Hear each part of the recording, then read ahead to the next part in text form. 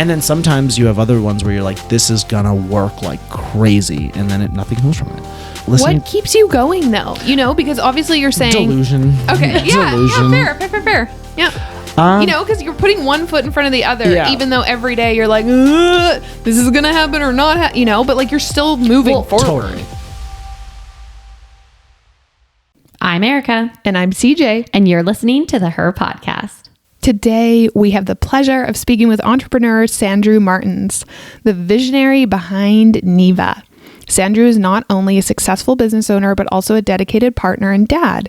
He manages 2 F45 gyms in Saskatoon that he owns and launched Neeva in January 2023. Today, we chat with Sandrew about what it was like growing up traveling between South Africa and Canada and having Afrikaans as his first language. Sandrew opens up about the realities of entrepreneurship, how what some perceive as a failure is really a lesson that can be learned from, what he would do differently and tell his younger self if he were to go back and purchase a gym again or even another business, how he came up with the concept for a protein-packed snack brand that is gaining so much momentum, more than he ever thought possible. We also dive into imposter syndrome and how to bet on yourself. You guys, this was a really fun conversation. Turn it up and enjoy.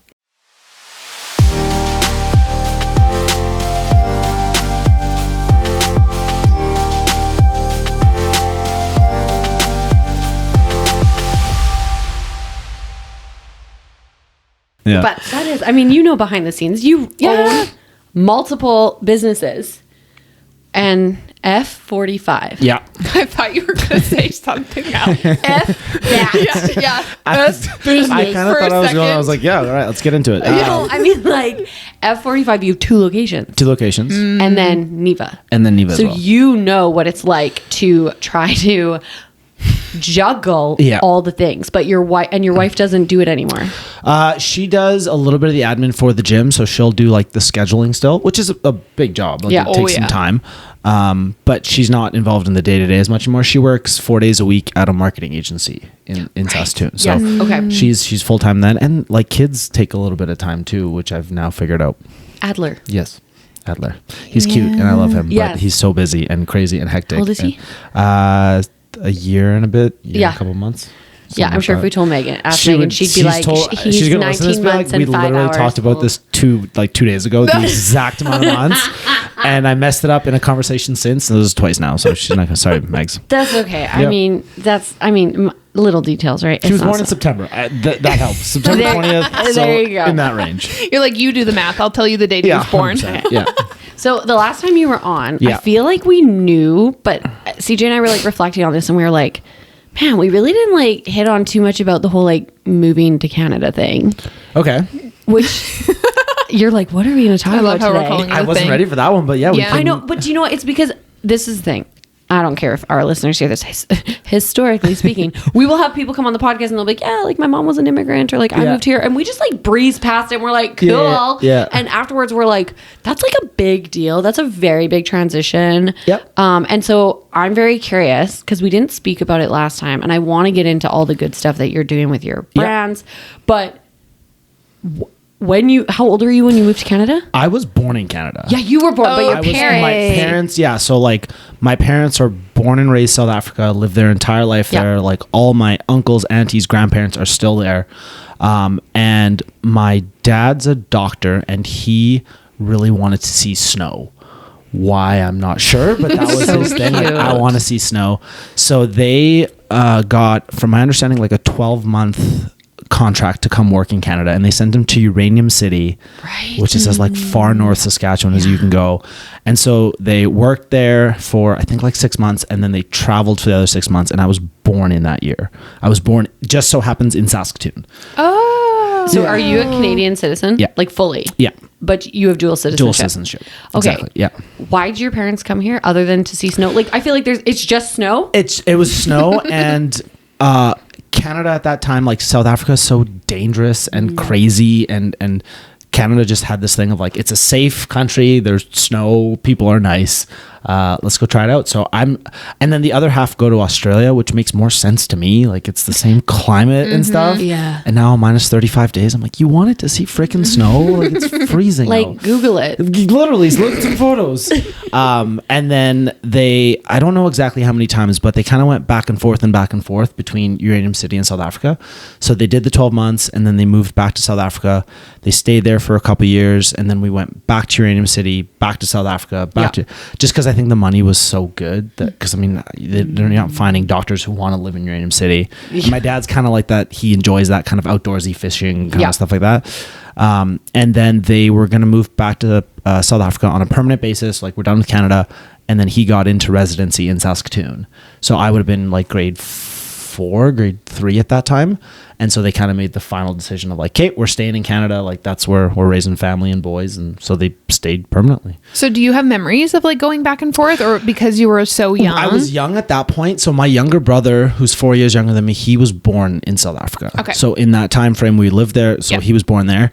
But because we had no family in Canada, for every year, all of December, we went back to South Africa for an entire month.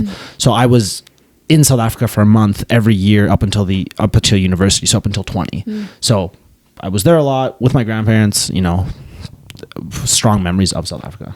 And is it something that you've ever considered moving back to? No.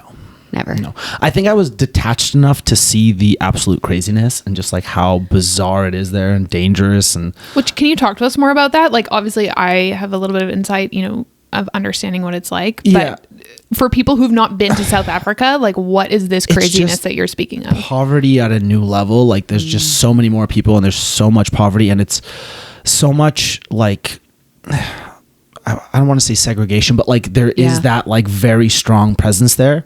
And so, you know, you have new government coming in that's wanting to rightfully so get, I don't know, rights and land back from the people that it was taking from. And so there's like this race war still going on. It's not a country where you want to raise kids. Like it's dangerous. It's dangerous to live. It's dangerous to go out on the street. Exactly. Like you're not leaving your house after a certain amount. Like the amount of break-ins is just crazy. The amount of murder. It's just, well, it's and bad. very, from my understanding, like you said, like there's a lot of poverty and it's like a lot of poverty and then like very wealthy people, right? Like there's quite a chasm between the two. 100%. And typically the wealthy is white people and the poverty is, and so like you have this, what is it called? The apartheid was only in what, 1990? It was like pretty recent. Like it was like very recent. Yeah. And so there's still kind of that stuff going on. So it's dangerous. And around the coast, it's okay. Like if you want to go travel and stuff, but if you're living in major cities and stuff, it's not worth it. And I felt like, I mean, I was in Canada from the age of, you know, permanently from the age of grade 4. So like by the time you're 18, like this is kind of what you know. And I had met Megan at that point already and stuff. So I invited Megan to come to South Africa with us. Like we'd been dating for like 3 months. Wow. And I was like, hey, you want to come to South Africa? And she's like, I don't know, maybe. And she ended up coming. It's pretty cool. Because oh my gosh, I was going to be like primary language. No, your first language was Afrikaans? Was Afrikaans. Yeah. Which is like very, very cool. Do you still speak it? Still speak it to my parents. Still speak it to like my family dog is Afrikaans. My mom only speaks Afrikaans to my child. I dream in Afrikaans. Yeah, it's kind of cool. That's cool. Yeah. Okay. So you made a note or you said that like you're like people either come to Canada or Australia, which is funny because you went and visited Australia. I went to Australia and my parents made the wrong decision because Australia is amazing. The temperature is amazing. The slang and people are so cool. But I've been to Australia. Yeah. I feel like, and you've been to it, right? We've all been. I feel like similar vibe to Canadian people. Yes, very friendly. Like very like. Just more tan and bracelets and tattoos. Yes. Yeah. But you went there. Yeah. And that's where F45 came from. Yeah, so we finished university, Megs and I, and we both studied accounting. We worked for a little bit, and we're like, this isn't really what we want to do. So we went traveling, and we did, that first trip was a month in Australia, a month in Bali, Thailand, Cambodia, Vietnam. And when we were in Australia, was Australia the second trip? So then we came back home after that 4 months, and then we went on a second trip with a friend of ours and his girlfriend as well. And when we were there, those three went to F45 because it's so big in Australia. And Megan came home that day and she's like, there's just like something here. It was really cool. It was different. Which we should explain what F45 is, I realize, because we know what we're talking about. Yeah. But it's like a HIIT style group fitness gym. So like think of like Orange Theory and CrossFit blended together. Okay. So you have kind of instructors leading the class. You have TVs up on the wall that kind of show you what to do.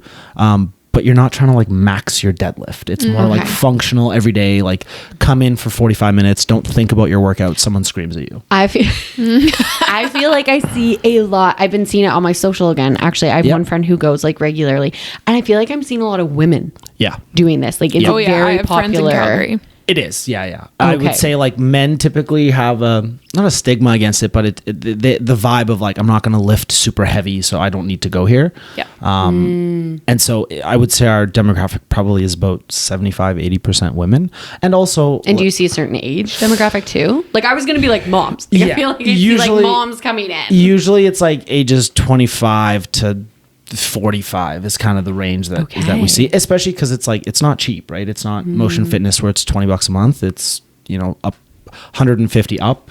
So typically people with a little bit of money to spend on their health and fitness. And so Megan found this thing, was like, there's nothing in Saskatoon like this. I love this. And then we didn't talk about it for like 7 months.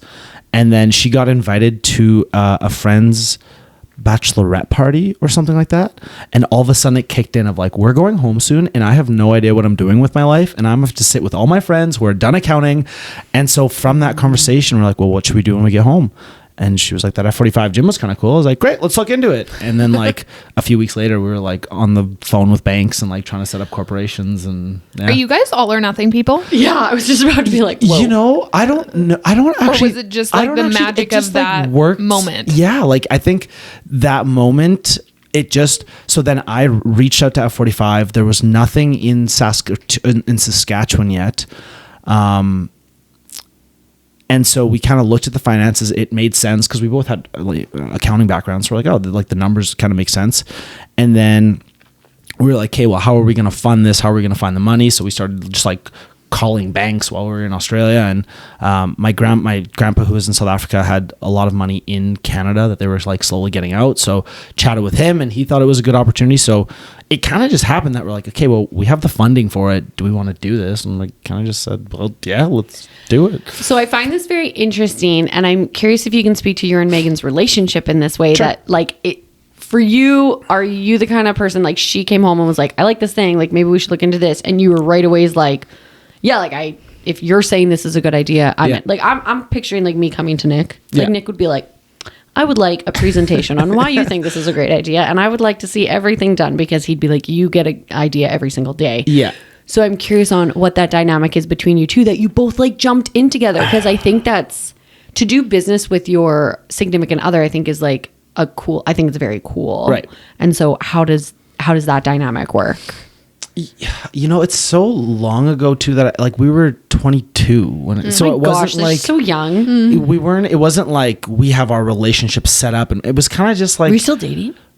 Were we still dating at that point? Yeah. Or were you married? We were dating. We were engaged. Okay, I'm like, whoa, going to business with a girlfriend. We were engaged at that point. Okay, we were engaged at that point. We weren't married yet. But it honestly, it just kind of felt like the stars aligned. Like it wasn't like we're doing this. It was just kind of like one step after another of like, okay, this is a cool idea. Okay, there's nothing like it. The finances make sense. We can get funding. Do we do this? And we didn't really have anything else. We're like, let's just go for it. Did the entrepreneurial kind of like side of it come out of left field for you? Like, have you always been entrepreneurial? Because you're like, I had an accounting background. So I'm like, you clearly did the whole school route. Your dad was a doctor. Yeah. Your mom stayed at home. Dental hygienist. Okay, dental hygienist. You come from a background of more conventional jobs, I would say, and even accounting itself. So was the idea of like, we're going to start a business left field, or was it something you always wanted to do? Honestly, I don't even really know if I knew what entrepreneurship really was at that point. Yeah, you know, it wasn't like I'm going to pave my own path. So I did an entrepreneurship class in university, and I liked it in the sense that it wasn't like a standard class. And by my fourth year in university, I knew I didn't want to do accounting. So while everyone was doing like the tax planning and all that stuff, I was doing things like international business and entrepreneurship, and a class on leadership, which was the best freaking class ever. We did nothing. It was awesome. But it wasn't like I want to be an entrepreneur. Let's do this. It kind of was like happened, like lucky, like it just kind of, Megan went to the right gym. It made sense. We found the funding. My grandpa was a big developer in South Africa. And so he, built hotels and stuff. So it was, he kind of had that side of it. And it's interesting. That's why my dad became a doctor, is because he saw that side of his dad and was like, some months we were incredibly wealthy and then the interest rate shot up and then we were poor for 3 years. And I hated that. And I wanted steady. And so that's why my dad went to that career path. But I didn't really, I don't know. I went into accounting because when I was grade 12, someone told me that that's what smart people do. And I thought I was smart. And I was like, great, I'll go do it. And I hated it, but I met my wife on the first day. So Oh my gosh, that's precious. Yeah. Can you speak to, I'm curious, and maybe you're going to be like, I don't know, Erica, but I'm like, what is it like seeing an opportunity? Because I think there are a lot of people who can overthink opportunities. Yeah. And it sounds like from what you're saying, you're like, we took it step by step, but can you speak to it all almost like recognizing a good idea and being like, this, what I'm trying to ask is, how do we not overthink looking into a new opportunity? I think I should have thought about it more. I was wondering if he was going to say that actually. What I did. Because like at the end, like opening a gym, it's not cheap. And I was lucky in that I had family member that could invest into it. But I think I underestimated my ability to do it and how challenging it was really going to be. So what are the biggest challenges? Just honestly, the day-to-day sometimes. Okay. It's like I had to all of a sudden learn how to wake up at 4 a.m. and go yell at people for 5 years now. And I'm not a trainer. Like that's not my path. And I just never clicked in that like at times when the business is maybe struggling or there's not enough revenue, you're not gonna be able to pay people to do this. Like you're gonna have to figure it out. You know what? And I think this is a piece, I've seen it with a bunch of people, like even in our own business, right? Like at the end of the day, CJ and I have to still know how to do everything in our business because when we get an employee who goes, this actually just happened to us over Christmas, our employees all like were sick. ill. Like they were just like done. And we were like, okay, if we don't know how to do this, then you're done. Yeah. Right. So that was something you did not anticipate. Like, I'm going to have to be a trainer. And like, again, you're young. Like, I was 24. I was like, we're going to open. It's going to be financially successful. We'll run it for a year and go do something else. And then 6 months in, COVID happens. And you're like, okay, well, I forgot about that. Yeah, so like, 2 years of like kind of shaky restriction or being completely shut down to restrictions. And then you finish that and you're like, okay, well, we haven't really made money in the last 3 years because of all this stuff. And now our leases are done in 2 years. Like, what do we do now?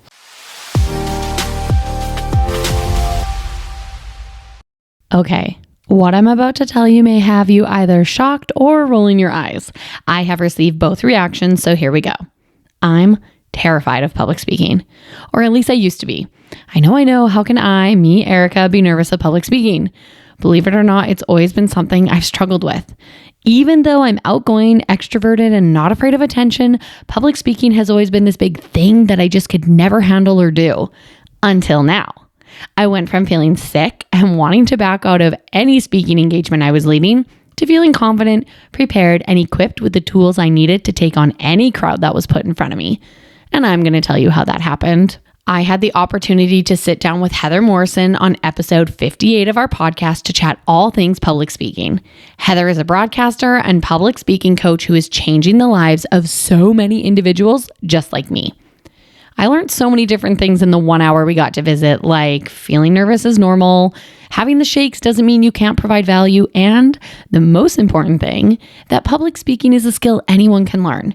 I think we assume that being a good public speaker is something people are born with, when really anyone who has a desire to be good at it can be. They just need the right tools.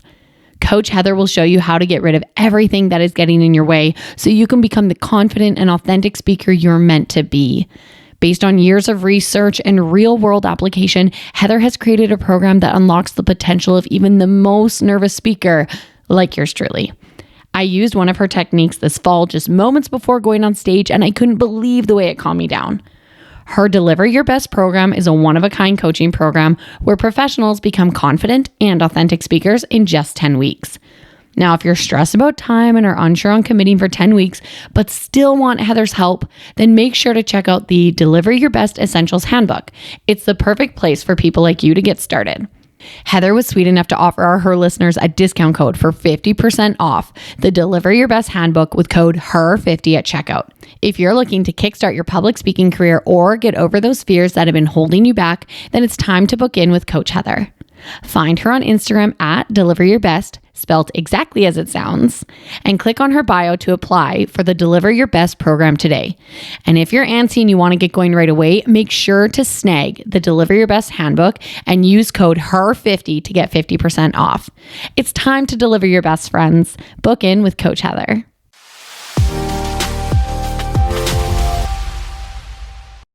And at this time you had, like, when did you open the second location? We, again, should have thought things through a little bit better. So we opened the first one, and I think the second one opened about a year later. And so both in Saskatoon. Okay. And the reason that we opened the second one is in that first few months, we had so many people asked to meet with us and being like, this gym is awesome. We want to do something like this. We want to open one. And at that point, Saskatoon still didn't have any. And when we first opened, we were doing, 35 trials a week. Like, it was insane. And then you're like, okay, sweet. If it's this successful with one, imagine how successful it's going to be with two. But you don't anticipate like diluting the market, and like Saskatoon's not that big. You don't anticipate a pandemic that's going to take you out for 3 years. And so I think we jumped. Well, if you want to pass on that, that's like fine. I'm just curious. I think, during COVID every day, like, why are we doing this, man? Well, yeah. The reason I'm asking this specifically, and maybe if I give you the like reason I'm asking first, is like, I think sometimes when we've been talking about this with friends, people view, like, let's say they open 2 gyms and then they close one. They like view it as a failure, right? Instead of like a smart decision. And sometimes we focus so much on the like that failed instead of like, what didn't fail, your decision-making process, right? They're actually helped you. And so I'm curious if like how you've ever had those conversations, or if you approach making shifts like that. Yeah. Right. So I think and we can talk about that when we get to Neeva as well, but I think that was the problem with having such a fixed location asset, is that you sign a 5-year lease. Right. And so even if times are tough, yes, to answer the question bluntly, there have been times where like, this would be so much easier with one gym. Can we financially do it to make it make sense? But when you sign a lease for 5 years, for your landlord, your franchise fee, to break everything, you can't just, can't just step away without losing a lot of money. And so now you go, okay, do we take the loss and then just operate one at profitability? How long until you recoup your so it wasn't if it was as simple as like, we tried to, it didn't work, shut it down, move on. But anytime we looked at that conversation, it was, this is going to be a whole lot more serious than just closing, which is, I think, going forward, why if I was recommending someone getting into this, I would be like, start really small. Don't start with the gym. It was too much money up front and too long of a period to kind of sell your soul for before you knew if it worked or not. Right. Yeah. Well, I think that's really good, because we talk with a lot of people who, not in any way that anyone is dishonest or doesn't share about it, but I think a lot of people who are in entrepreneurship, or, even just observing, friends and family starting, entrepreneurial journeys and stuff like that, we don't talk about sometimes the hurdles. Yeah. Right. And like the hardship what is actually going on behind the scenes. Because people are just like, well, why don't you do this? Or why don't you do this? And you're like, well, this is like the laundry list of reasons why I actually can't. 100%. Or financially it doesn't make sense, And like, I think people, like, you don't almost want to admit it to yourself either. Like, when you're talking with people and you're saying like, my business isn't doing great, it feels like such a reflection on yourself. And so it's not fun. So like, it's good that you have I have friends who are in the same game, where it doesn't feel as, explaining to a teacher what you're going through. It's a little bit different because their day-to-day is so different, versus talking to a friend who's been there, done that. He's like, oh yeah, no, that was 3 months ago for me. Keep going, Yeah, you can do this. Yeah. So how'd you not, Kate, because you have another business now, which I love. Yeah. I was going to be like, you're a serial entrepreneur. Oh! It's a good one. Oh my gosh, Erica! So good. So good. That should be in your bio. That should be, but like, needs cereal. To be in your bio. We'll text you. 1 second. I need to grab it. Yeah, okay. Cereal on, what camera is on me? That one. Where am I? Are you? Do you already have this on you? Okay. Shut up. Okay. All right. She already got it. Serial entrepreneur. Hilarious, right? That's hilarious. I love that so much. I love that play on words. That's great. Because you started Neeva. Yeah. Which is an incredible product, and by now our listeners will have heard an ad. Yeah. Actually, because we've tried it. Yeah. My children love it. I love it. How did you not like second guess yourself on another business? I still do. Yeah. Every hour. I'm just like, I don't know if I should be doing this again. Honestly, again, like, he kind of just fell into it. It wasn't like I'm starting a new business. We're starting it from scratch. Because I think the gyms, we were young, naive, and we learned a lot about like how much it actually takes to run a business. Right. And so we have this thing where it takes so much time and effort, but it isn't the financial success we'd always hope it was. Did we learn a lot? Yes. Do I regret it? No. But was it a financial like win for my family and me? No, it wasn't. And so it wasn't like, let's start something new to kind of recoup that. It was like, the gym is really busy from 5 a.m. to 10 a.m. and then from 10 to 12, some sales stuff. And then at 5 p.m. So you have this 5-hour gap in the middle of the day that, you know, people are doing stuff. Yeah. And so I kind of just had some spare time, and I was just started to kind of play around with ideas of like, okay, what if you had like a protein powder that you took to go rather than like pouring it in your shaker cup? And that's where it started. And then I went and got that 3D printed. And then I was like, this is a really dumb idea. And it took like, it was probably like a year before it was like an actual thing in my hand. But the idea to have it, like you're like, oh, I just like had this idea. Was it like because you were like, I want something easy to eat, or the people coming in are like, man, I need something to throw back before I go back to work. Bit of both. So with the gym, like you're going to work. I'm leaving my house at 4:15 in the morning. You're still, I don't know if you've tried to prep food that early, but you're not doing good. Absolutely. That's the night before. So I just found that like I would take my protein powder and my shake, and I didn't want to mix it beforehand because then it would clumpy, but I'm putting it in like the rectangle Ziploc containers. And so when I'm dumping it, it's spilling everywhere, and that annoyed me. And then all of our members were always like, we would run challenges, and especially for women, it was protein intake. It was convenience because my kids keep me so busy. I don't have time.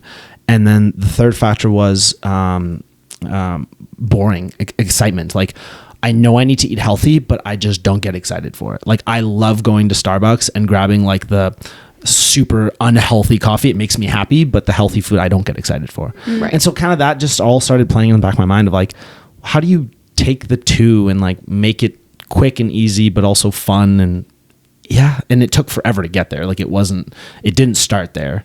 Because what it is a shaker cereal, right? So it's cereal with protein powder already in this. So you basically take this, dump it with like your choice of dairy, like or milk product, shake it, throw it back. 100%. Okay. And so why the cereal? Because in my head, I'm like, the cereal's like the added bonus. 100%. So I'm curious on that. Okay. So originally I kind of talked about, but it was going to be like a pod with protein powder in it that you could take, and you would basically push something and it would all fall out. Right. So you could just take it with you. And so that was the original idea, and I played around with that and got 3D prints made. And then I started calling manufacturing plants, and they're like, okay, we can do this. An initial investment would be like $750,000, and I was like, okay, never mind, not doing this. Yeah, bye-bye. Did that once, bye. And in that time, I don't remember why, but at the gym, I always drank my protein shakes with granola in it because I just didn't like the stomach full of liquid. So just chewing something just like made it easier. And so one of the trainers saw me doing that and like, what are you doing? And I was like, oh, I put granola in my protein shakes. So like, that's kind of interesting. I've never seen anyone do that. And I was like, why is that? Like, it's technically just like flavored milk. Like, shouldn't that be? Yeah. And then when I kind of was on the right track for Neeva, to make something a brand successful, you kind of want to make it memorable. And I was like, what's more memorable than the cereal we all ate as kids? Like, I could sit down and be like, what was your favorite cereal as a kid? And immediately, Lucky Charms, right? Yeah, Cinnamon Toast Crunch. Lucky Charms were really good, or like the Frosted O's. Frosted Flakes. No, they were like, I think they might have even been from the US. They were like frosted. Oh my gosh. Cheerios? They were Cheerios, but they were like frosted. Like sugar frosted. Okay. They were from Amway. Fancy girl with her frosted. Yeah. I just had like regular Cheerios. I have no idea. My parents were like, no sugar. Yeah. And like, I remember eating Lucky Charms and Cinnamon Toast Crunch. And I was like, for some reason, everyone has that like emotional connection. So then when you take that, you're like, okay, well, that gives me freedom to play with like bright colors and like fun, bold writing. It doesn't have to be like this minimalistic Apple style of brand. You can just have fun with it. And then once I figured that out, I was like, okay, screw the little pod thing. Why don't you just put in a pouch, rip and pour?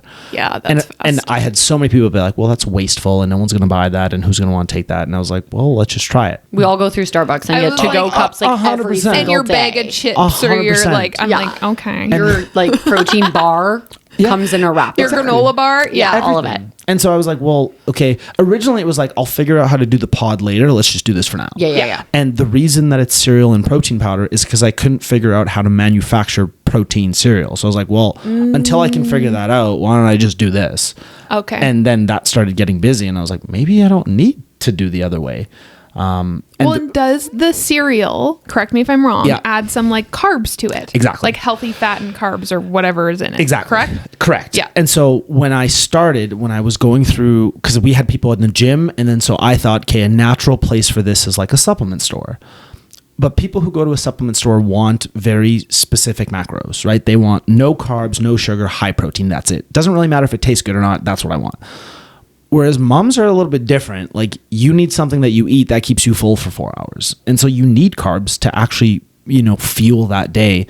And so when we started doing this, I did this formula just because that's all I had on hand. And then I had so many people tell me like, this actually keeps me full. I eat it for breakfast and then I don't need to eat until lunch.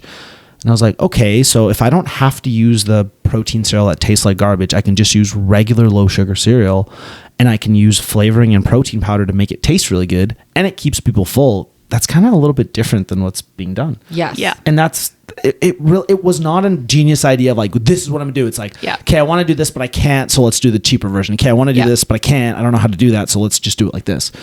And then we just gave it out to people at the gym and we got good feedback. And then I was like, great. Let's figure out how to do everything else. Oh my Which gosh. I will say, like your packaging is so cute, and as someone who I buy things because of how they look, absolutely. So I can appreciate this whole idea of like, I think traditionally, and maybe I feel like we're seeing a bit of a swing here with your brand, like the healthy stuff is boring. Yeah. Like it doesn't like excite me. I totally understand that, and I feel like even for my kids, like seeing these packages, like they're fun, they're bright, Totally. They give you even a little dopamine hit as you look at them. Exactly. You're like, they're so fun. When you were deciding the amount of protein, because I know we've talked about protein before, and like protein is like so important. Yeah. Is it just like you have 16 grams in there? Do you want to know the truthful answer? Yes. It's how much I could put in there that made financial sense. Great. Okay, so I love a good. Yeah. So my first rendition, like the ones we gave to the gym, was like a full scoop of protein that you would get out of a tub of protein with cereal. So that it was like 30 grams of protein and.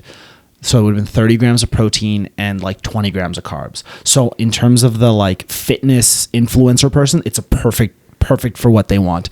But that much protein, you have to shake it for a very long time to make it not clumpy. So the mom who's on the go doesn't have time to shake it for 50 seconds. She needs to shake once or twice and then drink. So it kind of just started like not knowing who the customer was going to be. It was going to be like, let's add way more protein. We're going to charge $7 for it. And then when we started talking to the moms at the gym, they're like, I actually don't need 30 grams of protein in a hit. I just need some. Yeah, I just need something. I just need some. Yeah. And so we're like, okay. And probably by the time that they want 30 grams, there are these people maybe going into the like supplement stores being 100%. Like, now I want this. And you're like, okay, with that, your target market. 100%. And I mean, most people are still to a degree making protein smoothies and eating protein bars. So like the people who are buying this aren't brand new to protein. This is just basically a substitute for something they may already be eating. Well, and something new, like you said, because how bored do we get of the same protein shake or the same protein Costco bar, protein right? bars. So like this is very innovative and giving us fun and excitement. Yeah. And it was honestly just like, it was a dumb idea. Also, it was a dumb idea of like, who's going to put cereal in their shaker cup and then drink it? And then we're like, okay, people are kind of interested in that. What flavors can we do? Okay, we can do these 4 flavors. Like it wasn't well thought out beforehand. It was like these small little tiny incremental steps of what can we do that get people excited to want to try it. And then once we saw that people who tried it came back to buy again, that's when I'm like, okay, let's go full out. Because now, like, I think this month there's a customer return rate of 50%. Yes. Yeah. So like out of 2 people who try it, 1 person comes back and you're like, okay, those are starting to be good numbers. And if you can just slowly build up an audience. Those are great numbers. Yeah. That's I want to see you on like, you probably, this is for finances, but like, I want to see you on like Dragon's Den or something. And like, I think that's where the shaker comes in, is that it's like, it's different. Yeah. You know, like there's healthy proteins or healthy protein alternatives all around.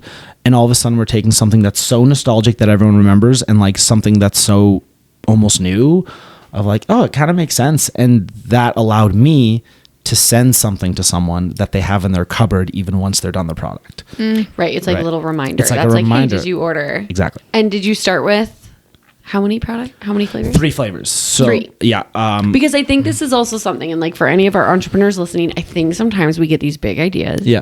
And we want to do, because you could walk down the cereal aisle and be like, I have 40 some flavors to choose from or whatever. And we would, and there are some people who would do that. Yeah. They would go. So I'm interested in like, you're probably gonna be like, I just did 3. But Do you I'm want to like, know why I did 3? Just 3? It's such, again, it's like when you start digging behind the scenes, you're like, it's so dumb. But No. my friend, I don't think it's dumb. I think it's simple. I don't mean that in a bad way. No. But I mean, like, I think it's simple, and I think sometimes we forget that simple can be significant. Totally. Yeah. I think it's just the idea, like, everyone in your head, it feels like this will never work because it's so simple. Like anyone could do this. Why would they buy my product?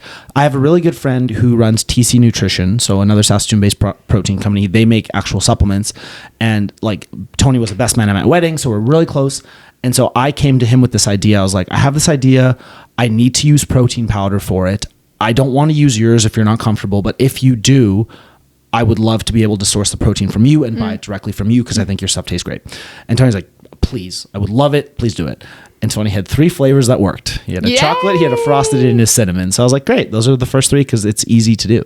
But do you want to know what? I love this because I do think, like I said, there's beauty in simplicity and not overthinking it and being like, I think we can work ourselves into, like, we overcomplicate things 100%. all the time. And I think we're seeing a lot. We do it in our own business. Yeah. On occasion, we're like wound up here and then we're like, what do people actually need?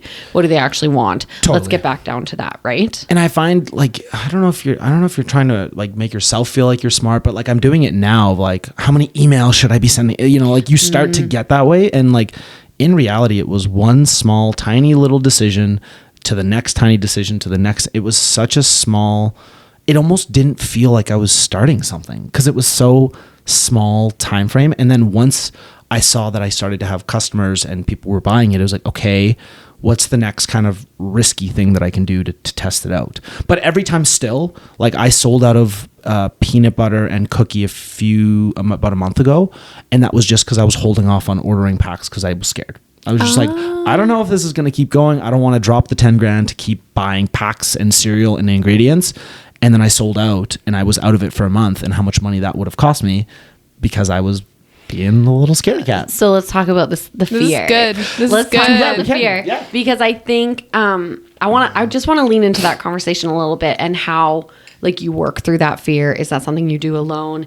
Is this like you're in your home office or wherever you're, because I know this is still out of your house. Yeah.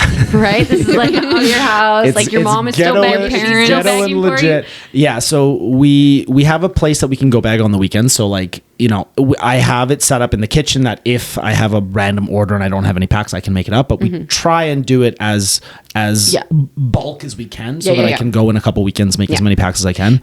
Because I mean, you're telling us I have a 50%, like right now, 50% reorder rate. Yeah. But you're like, I better not order stuff just in case. So I'm like that because I think for someone who's maybe an accountant and can deal with numbers a little bit, I'm like, I want to know where. And I feel like we're leaning yourself. I think we're leaning into that imposter syndrome thing again, right? Where it's like, what's going on here? Man, I think like every time that I've had to make a purchase for Neeva, it's always bigger than the last purchase. So that already feels, I think if it was like paid the exact same amount of money to just stay at the same level, I think that's an easier, I could understand that. But now I'm getting to the fact of like, okay, if I order packs that are coming from China, it takes a month and a half to get here. This is kind of how many packs I currently go through. But if I see a double increase, this is how many I'm going to need. And now it's that gap. It's like, but am I going to see it? And if they get here, you know, what happens if they just sit there? So I think it's just that like anticipating and expecting growth. And I find the gyms kind of messed us up on that is because you had this growth and then you had a 3-year stale. And so I kind of entered this assuming that it would be similar, like that it would take a really long time to see any traction. But all of a sudden it picked up really quickly, and we can dive into numbers, but like all of a sudden you have to now go, okay, am I ready to drop 10 grand for ingredients, knowing or hoping that I'll make the 20 grand in the next one? So the reason it's scary is because each time you're doing it, it's just a little bit more than you had to last time. Well, we're always walking through our current lens, right? So you just touched on like you're walking through the lens of the journey you've been with the gyms, right? And so now you're, taking some of what you've learned, which is fantastic, and applying it to Neeva, but some of it doesn't fit, right? But some of it does, right? Like you've learned some really good lessons to like slow down, right? And to like think about things, but then also to the point of a potential, a little bit of detriment, right? Where you're 100%. And I think it was cool. Like part of me was like, it was kind of cool to be sold out because people would come and be like, I got so many emails and messages of like, when is this flavor coming back? When is this? So for me, it was kind of a nice little nudge of like, okay, there are actually people who are using this. I mean, I have people who are on their 9th order. Like you start to see that people are using this on their day to day, and when they can't get peanut butter puffs, they're pissed. Yeah.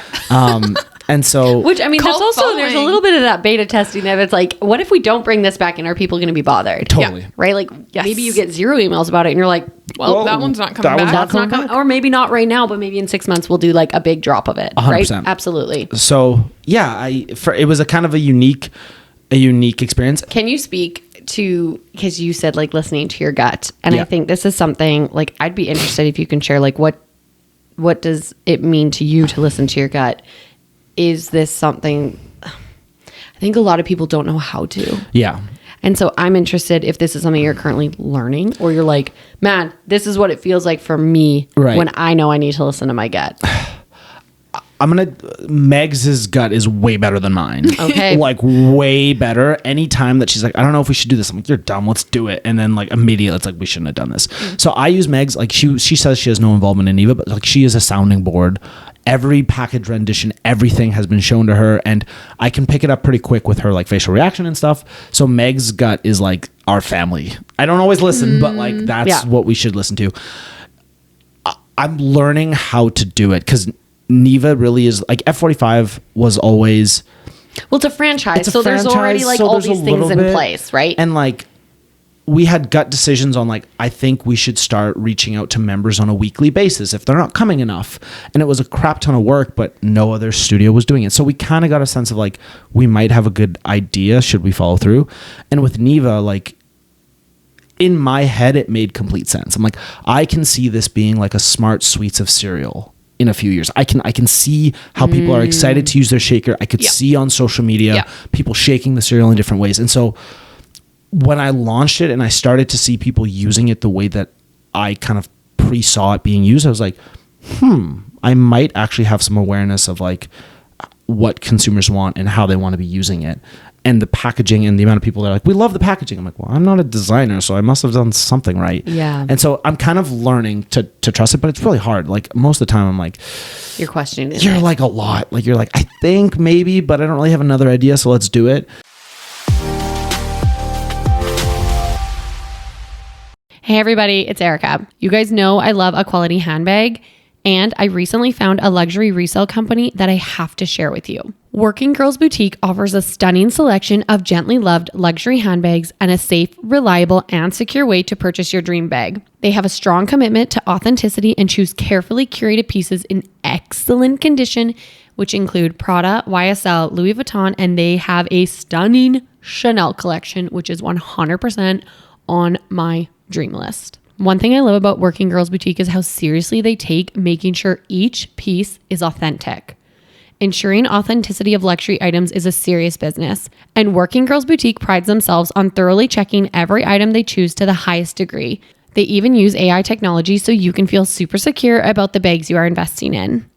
Working Girls Boutique also offers a flexible payment plan so you can secure your dream bag without breaking the bank.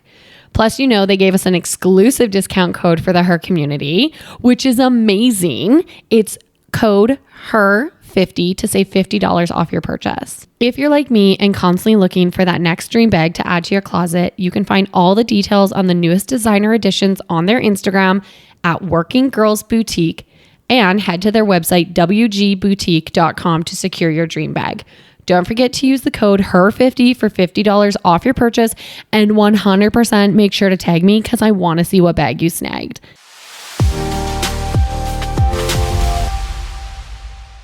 And then sometimes you have other ones where you're like, this is gonna work like crazy, and then nothing comes from it. So listening. What keeps you going though? You know, because obviously you're saying Delusion. Okay, yeah, Delusion. yeah, fair. Yeah.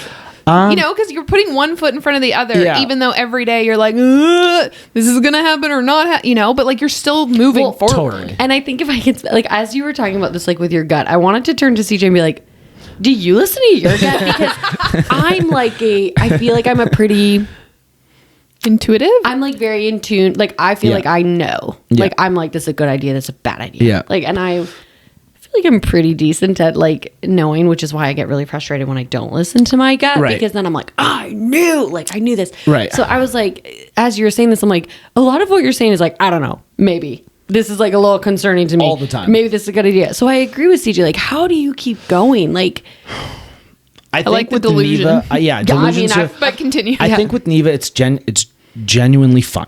It's genuinely like I get frustrated sometimes if I have to pack 1,000 packs and I feel like I have other work to be doing, but genuinely, like compared to the gym where it is much more of a day-to-day job, like you're going in, you're coaching, you're tracking members, you're trying to do sales. With this, it's like your baby, and like seeing something that I remember how small and insignificant of an idea it was 2 years ago, and now like I had 2 orders that come through while we were sitting here, and so all of a sudden you're like, this is kind of fun. And like, yeah.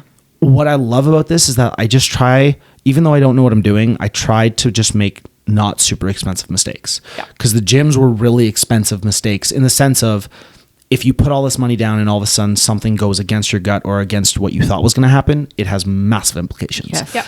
If this thing shuts down tomorrow, It's okay. I would have made money. Yeah. You know, so like Yeah. all of a sudden it's like the stakes aren't actually that high, or at least I try not to tell myself. And Megan's even a bigger component of that, of like, I'll be freaking out about it. Like the Sobeys deal's not going through in co-ops. And she's like, you have like 300x'd what you did 6 months ago. Like, just calm down maybe, you know? So I find Megs is very just like, if all this ever does is just bring more money in for the gym and the corporation, then that's great. Why is that not a good thing? Yeah, I think we get caught up in, I think right now, a lot of people are caught up in this. We were talking about this, like this whole like making $1 million. Right. Like everyone's very focused on like, Right. you know, I made my first $1 million by this age. And I think sometimes it's actually okay. And I actually do believe Neeva has the ability to be Thank that kind you. of a business. Thank you. I'll manifest that for you. But I'm like, also, it's okay if your business is like supporting your life. Like that's actually okay. Totally. And in a day and age where we're like, especially on social media, just like inundated with the like, I made 2.5 million. And I'll teach in you how to do 6 it too. months. And I'm like, no, you didn't. No. Or maybe you didn't. Then yes, please teach me. No. But I'm like, we're so inundated with like how much money people are making. I think sometimes we lose focus of like, do I have a good business? Yeah. Is the business actually doing what I need it to do? Right.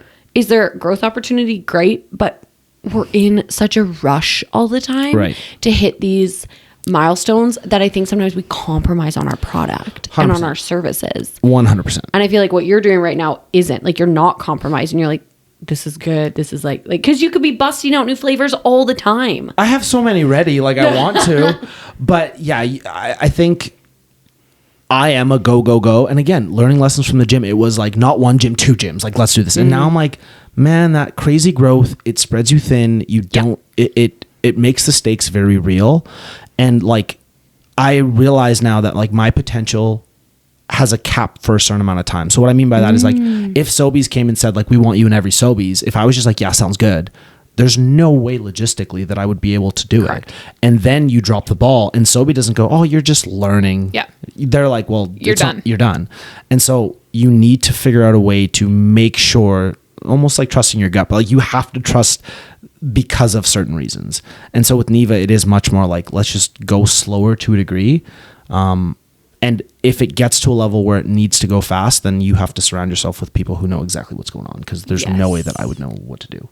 So how are you being intentional with who you're surrounding yourself with? Because again, I think this is another thing. I think we we're very mindful. Sometimes I think we don't surround ourselves with enough people. Yeah. Me and CJ are like, where's our community? Yeah. But it is like, how are you being mindful of who you're surrounding yourself with? You know, I think for especially people in the entrepreneurship space, that's talked about a lot. I don't have time to be with other people. Like it's not like I'm spending time with not good people who are just partying and stuff, but like I'm working 14-hour days and I should probably spend some time with my son and my wife. And so I have very limited time with other people other than people I see at the gym. So the accelerator was good in the fact that once a week I get to be around other people who are kind of going the same thing. But there's still this like, you're not showing your true card, you know, like it's like people who kind of know your business, but you're not going to be like, yo, I'm really struggling with this decision. Yeah. So I have two friends that are, or three really good friends who are kind of going through something similar. So Tony with TC, and then I have Dan, Cole, and Murad, who are some other friends who are all in that like hustle, like work hard, crazy hours. And so when we see each other, it's kind of a venting of just like, this is what's going on here. This is what's going on here. But it's very infrequent. It's not every day. I'm not like making a conscious effort to surround myself with the right people just because I don't have time. Well, you know what? That should make us feel better because I'm like, I don't have time. I don't have time. I'm you know, if it's not business, family, we need to health, start having friends on the podcast because that's where we can like have these conversations with people. We can catch up with you here. I think if you rephrase it and say like, I'm spending all my time with people who are getting stoned 24/7. Sure. Yeah. You know, like, and you know, maybe that wasn't the right reference, but whatever. But I think if you're truly just working every day and spending time with your family, then finding ways to get some insight on maybe what to do. But I would say like if your partner, like again, bring it back to Megs of like, I have someone who at any point I'd be like, I am struggling with this. I don't know what to do. I feel dumb. And she's like, well, you are dumb, but like, but we love you and your cereal. Right. And so with Megan, with the gym, she realized like this life isn't for me. You know, I liked having the gyms. I liked having that fitness component of my life, but I do not like the idea of working 40-hour or 80-hour weeks and not being able to financially see a return for 10 years. Like that's not me. I'm okay without that. If I never win big, that's fine.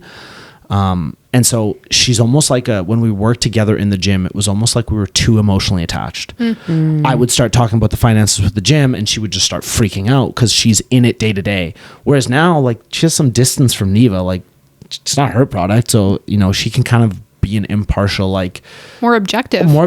And we had the conversation last night because I was like, Megs, we should start another business together. She's like, absolutely not. I was like, well, that's hurtful. That's funny because over Christmas I was like sitting and like we did some big investment going into the new year. Obviously our studio is like one thing. But at one point I was like sitting on the computer and I was like, Nick, like, do you care if I like buy these things? And he's like, is it for your business? And I'm like, yeah. He's like, oh, freaking care. Like, it's your business. You run your numbers. Like, he was like, just don't spend our money on that. Spend your own money. And I'm like, okay, sounds good, right? So making those business decisions. Yeah. And Megs is lovely in the sense that like, I will even be like, hey, we're using personal money on this one and like a lot of it. So if cereal doesn't sell, hope you're hungry. But she's never been like, I don't think that's a good idea. Like she trusts me way more than I trust myself. I don't know why, but but that's we look at ourselves differently, right? You know? Totally. Yeah. Totally. So we like look up close and see all the imperfections and then the people stand back and they're like, look and how I great find you are. even with like numbers, so like I can be like, Megs, I had a 10 grand month, and she'd be like, that's amazing. And then the next month I'm like, I'm only at 15 grand. Like, what's going on? And she's just like, dude, what are you talking about? Sandrew and I are the same. Yeah. You know, we're like, we only made this much. 300x every single month, 100%. Every single week, I am losing. Yeah. That's what I always think. Okay, I'm curious. For me, I'm like, if it's like 1 ounce below, I'm like, I am the worst. Yeah. So Nick's like, calm down. But so in the beginning of all this, you said that like Neeva was really created. You were noticing like the routines of women. Yep. And you were talking to them and you were hearing, which is a really cool thing that your businesses actually like go together. Right. Right. Like you were able to basically find one because of one. Totally. And you're like, these women, they like want to like shake and These go. women's. These women. We Yeah. want to like shake and go and like whatever. Yeah. And you were speaking about like their routines and what they needed. I'm interested in what Sandrew's routine looks like.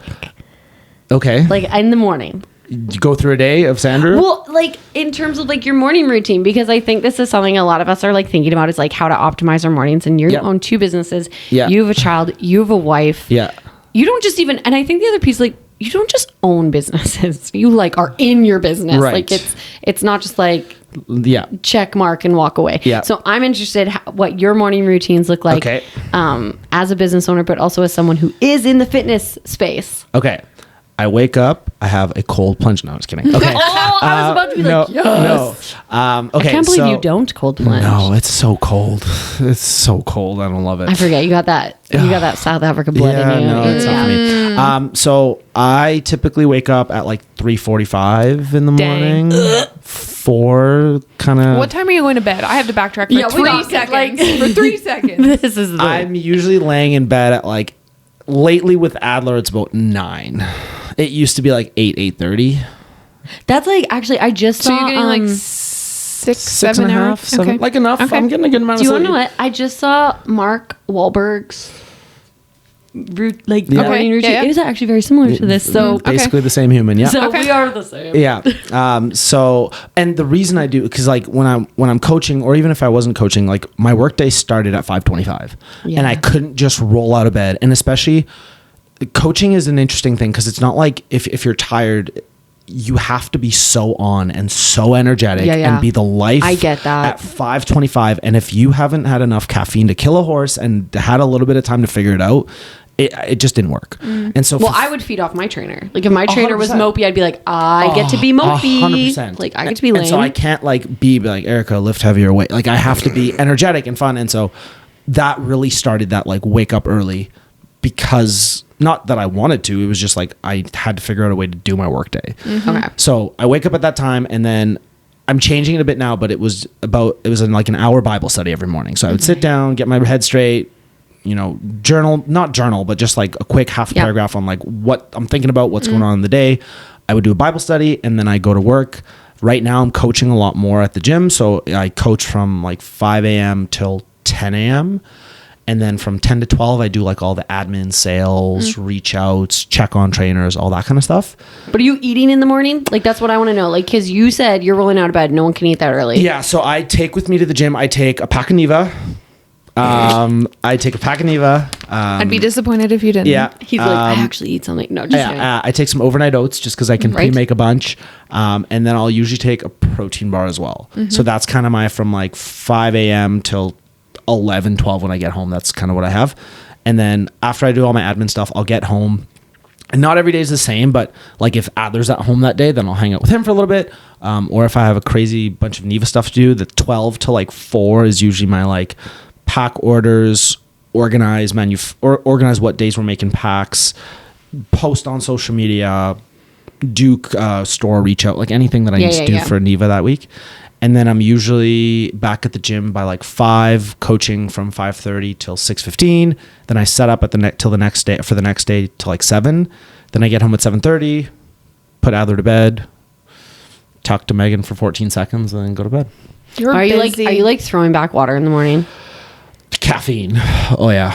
I feel so good much hearing caffeine. that because everyone who comes on our podcast is like, you must drink lemon water No. in the morning. And I'm No. like, decaf, then caffeine, Yeah. then a sip of water, then a cookie. I do drink a lot of like I because I'm not like I drink energy. I love energy drinks, but like I drink big waters with like pre-workout and stuff. So I'm getting water in. What's your favorite energy drink? It doesn't. You can't buy it here anymore. But Rain had one. Yeah. It was like lychee. I remember this. Yeah. Just because lychee was like a South African fruit, and I Yeah. ate it growing up, and I loved it, but no one else did, so they discontinued it. Yeah, I know. But That happens. Yeah, the caffeine is a lifesaver, and like I like to tell I'm like I don't have any other like crazy bad habits. Like I don't drink, I don't smoke. Like I get to have something that's gonna kill me early. So the caffeine. I was thinking about that the other day. I was like, maybe I should give it caffeine, and then I was like, I'm sober. Yeah. Same. I'm like, I don't smoke. No, I'm like, and it makes me happy. I'm really working on like not eating crap. I'm like, I'm gonna have coffee. Yeah. I can't handle. I have to slow down a little bit because I'm starting to get like weird little heart pop. I'm like, oh, that wasn't normal. Okay, so but Over Christmas, I think I just survived on. I just had coffee 24/7. Yeah, it's amazing. It is a weird I love season it. of life. I love it. I love hearing this because, like, as someone who's in the fitness industry, I was expecting to hear like, I meditate for. No. And I've went through seasons like before F45. I did the whole like gratitude journal, and I did the whole like meditate and meditation apps. And after like a year, I'm like, I'm nowhere further where I want to be. I'm just so caught up in like doing my morning routine the exact same way instead of just like working. Ticking the boxes. You get so caught up in just like being like, okay, and did I do it? And kids change the game. It does. Because 100%. I heard this podcast and I was so encouraged by it, and they were talking about morning routines, and everyone was like going through their morning routines, and it was like this and this. And then the guy said, he's like, I used to get so caught up in my morning routines, and he's like, I've now given myself like, here are the 6 things I would ideally like to do in the morning. Right. And if I get 1 done, great. 100%. And tomorrow I might get 2, or I'll get something else done. And it was like really releasing this like, because it goes from being something that's about self-care to now like, just another thing this is just another thing to do. And I think 100%. when you have to tick X amount of boxes to have a successful start to your day, then you're almost setting yourself up for failure every day, because no one's going to tick those boxes 100% of the time if we're realistic. Before you even start, you failed. You're like basically setting yourself up for failure and being like, my day will not be okay if I tick these boxes. Well, guess what? Your day is not going to be okay for most of the year. 100%. And you're only going to get 2 or 3 valuable things done in a day. Like that's the capacity at which I can operate, where like I get 2 meaningful things done and that's it. The rest is just putting out fires and making the businesses not burn. Like that's it. And so spending the time to do all those things, eventually I was just like, this isn't doing anything anymore. But so like the working out and like the Bible study are like the 2 that I'm like, and I'm not rough on myself. Like if it doesn't happen, or if I sleep in, or if Adler was up all night, and like Megs, I take care of Adler sometimes at nighttime, but I promise. Yeah.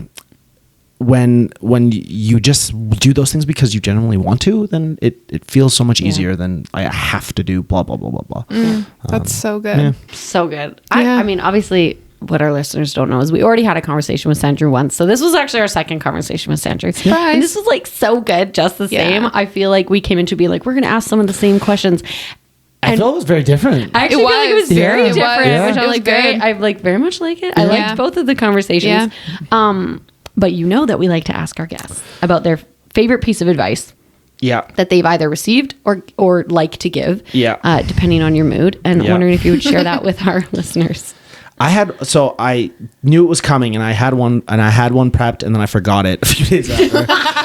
But I just heard one, and it's not one that I give but I just heard one that I was like, this is awesome. And so it was a guy talking. He had just sold his business for like $100 million. And he said, whenever you're going forward on something creative, whether that's a business or even just like a painting or anything, 80% of the time you feel like you're drowning. 10% of the time you feel like you're just treading water. 5% of the time you think you're just completely messing up, and 4% or 5% of the time you think you're making all the right choices. And all of a sudden it was just like, that's exactly how it feels. Most of the time it's like, I'm completely destroying this, or I'm just barely staying alive. And to hear someone else say like, no, that's the framework, like that's how it works, you're like, oh, okay, sweet. So it's not advice that I've given or really got, but just in that moment I was like, this is a really good way to think about it. Does it give you like permission and almost like validation to just be like, I can go with the like this, I'm not alone. This is the framework. This is the framework. If I feel this way, I'm actually like not doing something wrong. Yeah. And I think that's the fear of doing any, like the gyms or the Neeva. It's just like, you're scared that all the decisions that you're making are the wrong decisions. And like, that's not the point. That doesn't matter, because the person that you become by making those decisions, that is the point. Yeah. And so just learning that like everyone going through this process, like another guy said, like entrepreneurship feels like getting kicked in the nuts every day and then waking up and just doing it again. And similar, right? Okay. It's like, you know that movie, He's Just Not That Into You? Do you guys know what I'm talking about? Yeah. And like the big quote in it is like, are you the exception or the rule? Right. And I think sometimes as entrepreneurs, we think the rule is major success. Yeah. And it's like, that's the exception. 100%. Yeah. Especially here. Like we talk all the time. We bring, like really successful people on here, and they're like, it was 10 years before I saw anything. Average. I feel like it's the 10 year. And I think sometimes we're like, we see this like unicorn person who's like, they launched something and it went viral and now they're making $1 million. And we're like, that's if the I rule. just post, I'll get and that. And it's not, right? And I think it does give us permission to go, we are actually like, we're all in different like situations and businesses, but like, I think if we all compared our numbers, we'd all be like, oh my gosh, we are all stressed about the same thing. We are all constantly thinking we're failing. Yeah. And then we have like that spike of like, oh my gosh, we can do it, which carries us forward because we know it can happen. You know it can happen. My friend Dan said the same thing of like, anytime that something really good happens, he's just convinced it's like this tiny little pocket of success and it's going to end. So, just be prepared. And I'm like, that's what it feels like. It's just like, you never really, and maybe at some point you're like, yeah, I got this. But everyone that I've talked to is just like, even when on the outside it looked like I was crushing it, like inside it was just like, I don't know what I'm doing. Yeah. So, we're all just in the trenches. You're just, I think, you know. Yeah, exactly. And again, once you hear everyone say like, and it's sad that we don't normally talk that openly, but like, that's why things like this are great, because you can see other people who you deem as successful being like, bro, for 10 years, like for Neeva, I probably once every 6 weeks be like, it's time to shut it down. Yeah. It's time to close it. Like it had a good run. It was fun. And then I'll get a store order more than I've ever sold. And so every 2 months I'm going through this process of like, this was great, but I don't think it's going to work. And like anyone who's seen it being like, Neeva grew somewhat over the last year. Like it has, but I still am like, I don't think this is going to work. That's like someone last night. I was talking to someone and they were like asking me about the podcast and they were like, it is so big, like it's grown, and I was like, "What are you talking about?" I was like, I was like, "Really? Us?" I was like, "Thank you," because we see we split all the hairs. You're day to day. I'm like, we just want 1,000 subscribers on YouTube. Come on, all of you go subscribe. But everyone else is like, "Oh my gosh," and you're like. And it's sad that it always moves. Like, I was like, if always. I can only ever get to a 10 grand month of revenue, like I will be the most successful man in Saskatoon. Insane. And then you get there and you feel great for enough. 3 days and then something crappy happens and you're like, okay, well, I don't know if this is going to work anymore. It's like you literally just doubled your revenue. It just I wonder moves. Also if like the business grows, but maybe it's our mindset that doesn't grow with it. Yeah. Because because I will always, I have pretty big D energy over here. Like I feel a lot about myself. I get that. But I would say like, even on those scales, I think you and I all the time are having conversations like, what's the plan? What's the plan? Are we still in? We're in? Okay, let's keep going. Right. And I think that's why Neeva is awesome, is that it doesn't financially cost me that much money. And I get to do something that I genuinely enjoy. And if it goes crazy and gets big, awesome. And if it doesn't, I can shut it down and not have that financial burden of like, this failed. Whereas the gyms, it was too much up front that you almost had to make it work. Otherwise, it was a very long-term problem. Which good lesson to learn young. Totally. Like, do you know what I mean? Because you have time to be able to and that was move like forward. my grandpa who lent us the money for it was the same thing. It was just like, you're going to learn so much from it that it doesn't matter how it turns out. And it really, every time you get somewhere, the bar just moves. I wish I could just go back and think the way that the naive 24-year-old thought. I know. Okay, people need to know where to buy Neeva. Where to find Neeva. We have a discount code. Discount code is just her, I think, right? Yeah. Okay, so you can get it in Saskatoon pretty easily at Popeyes, at Supplement World, at Herc's. You can get it at some Co-op gas stations. Woohoo. Working on Co-op grocery too, so that's pretty exciting. The easiest place is just on our website, which is neevasnacks.com. I send out shipments every day, so it's an easy place to order.